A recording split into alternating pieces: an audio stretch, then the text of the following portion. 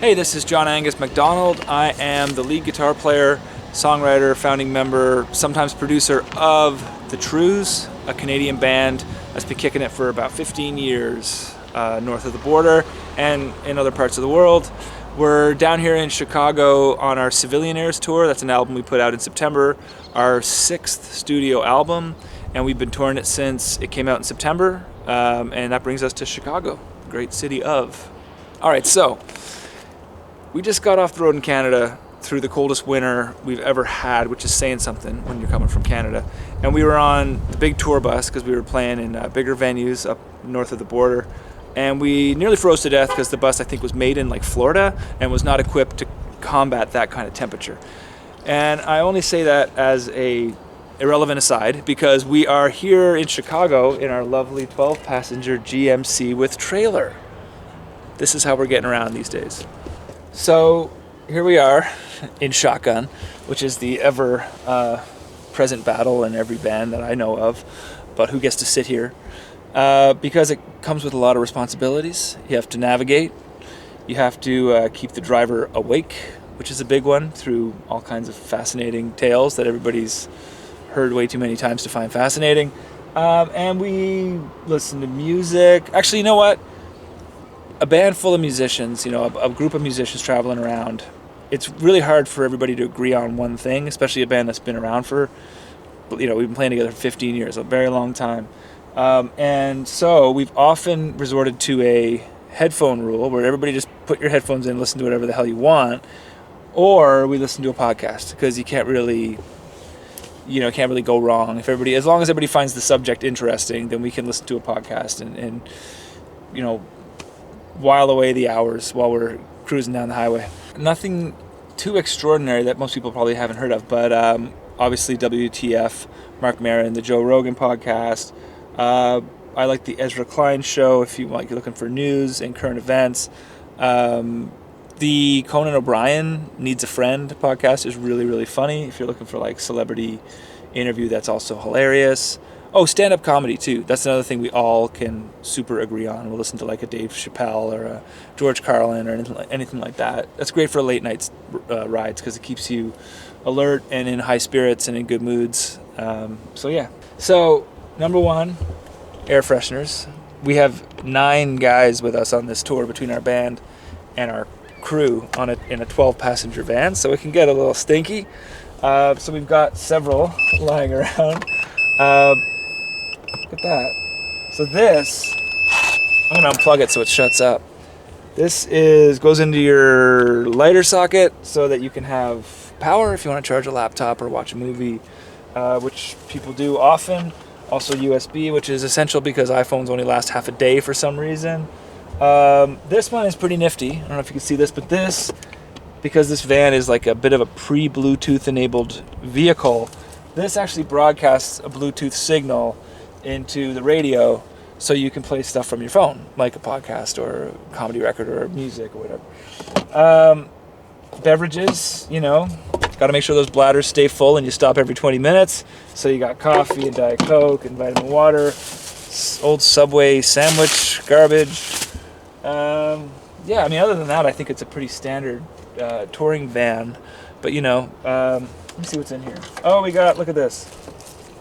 Your VIP stickies. Probably 300 of them. Laminates. Almonds. You never know when you're going to get hungry. Hand sanitizer. This is a big one because you got to stay healthy out there on the road, shaking hands and signing records and all that nice stuff. So, because I'm quick on the draw, I try to get in shotgun, or I drive. I actually like driving. We have a road manager, tour manager, who is he does the lion's share of it, but I don't mind driving because it beats some of these back seats, in my opinion. So what we tend to do is put the ones who want to sleep against the window, so you can, wedge your head between your seatbelt and the glass. Super cozy. So that's where the sleepers tend to go, and then if you're wanting to stay up and crush a coffee and read a book, or be part of the lively conversation, you tend to sit on the other side. But I mean, it's really not that much of a division. You're still sharing a very intimate space. Because we come from Canada, I know you're Chicago, so you know all about this essential travel device. Otherwise you'd be blind most days in the winter. And yeah, all of these come out, super great feature. But sometimes we don't have everybody with us, and sometimes we want to put gear in suitcases in the back so we lose the seats. But it's not anything that mind-blowing or earth-shattering or original or anything, but it's what we do. So on this tour we have a couple of varying size venues. So like tonight is one of the smaller venues. It fits about 400, but like we're going to Buffalo, where we're going to have about 1,500 or so people. And the hell key am I using? Anyway, so not all of our gear is inside the club, so we still have gear in here. What the hell am I doing here? This one? As you can see, I'm not the gear guy. So we pay people for open trailer doors. There we go. Security is a big thing on the road. We've been, as a lot, and any band that's been on the road as long as we have, we've had some break-ins. We've had people pry these doors open. We've had people smash van windows. So where you choose to park is big, and then how you secure your trailer is big. This isn't your run-of-the-mill, whatever the hell brand, lock. This is a heavy-duty one. It's a Trimax. So yeah, this thing seems to work. Keeps people out of here. And like I said, there's a bunch of big amps that are still left in here, even though most of our other stuff is in the club. And yeah, you can hang out back here, have a dance party.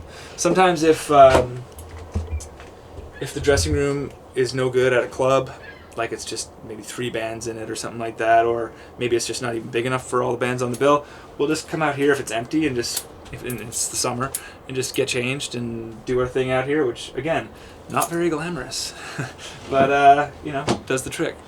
So we normally would rent a tour bus if we're on tour.